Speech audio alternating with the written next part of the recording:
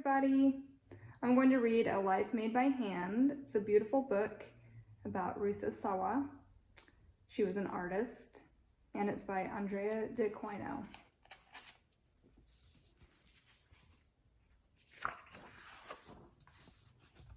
A Life Made by Hand. It's a combination of painting and drawing and collage in this book. It has beautiful illustrations. This is the story of an artist you may have never heard of. Her name is Ruth Asawa. She was born in California and her whole family worked on a farm. Working with hands was an ordinary thing to do. It was what all the hardworking people around her did. But Ruth was no ordinary person. Ruth looked carefully at everything around her. "What kind of plant are you?" she wondered. "What a fascinating shape your shell is, snail."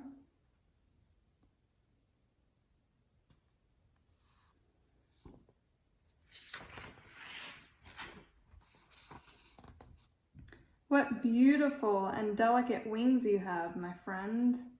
"Hello, spider. How did you figure out how to make your web?"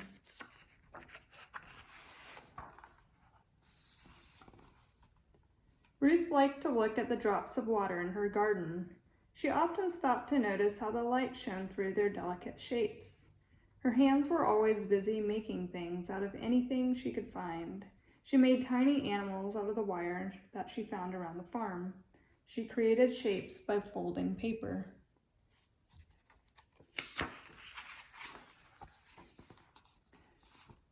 She loved to draw forms in the dirt with her bare feet.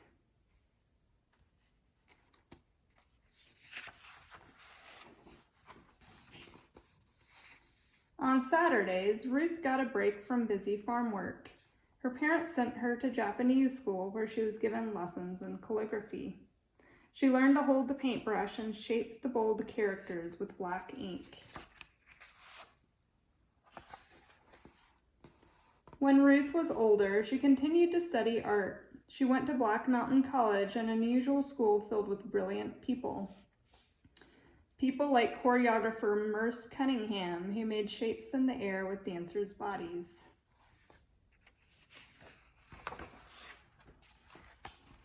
And one of her most inventive teachers, Buckminster Fuller, who was always busy coming up with new ideas to make our planet a better place to live. He was known for the geodesic dome,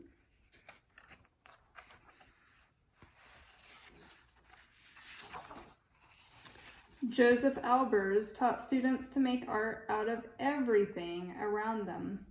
Leaves, paper, wire, clay, even garbage. Don't throw it away. Just look at it in a new way. He became famous for his square color paintings.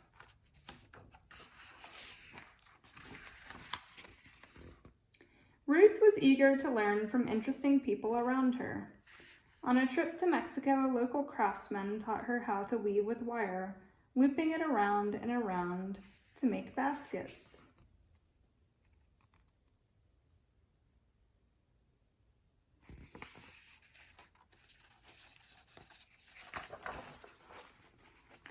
When Ruth got back home, she experimented with wire. She was so excited to discover that a line can go anywhere.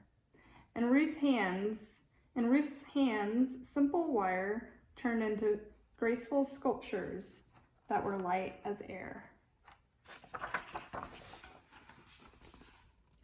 Ruth continued to weave all day, even when she had a family of her own around her.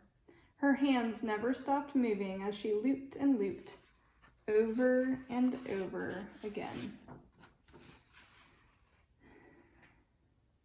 Now it was time for other people to look closely and wonder, how did she make that? I think it defies gravity.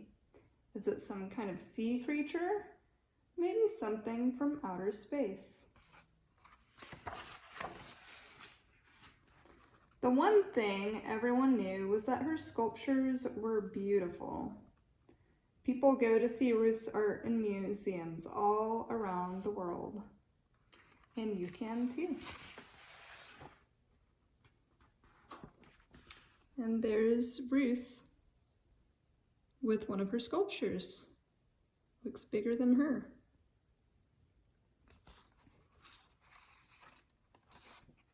The end.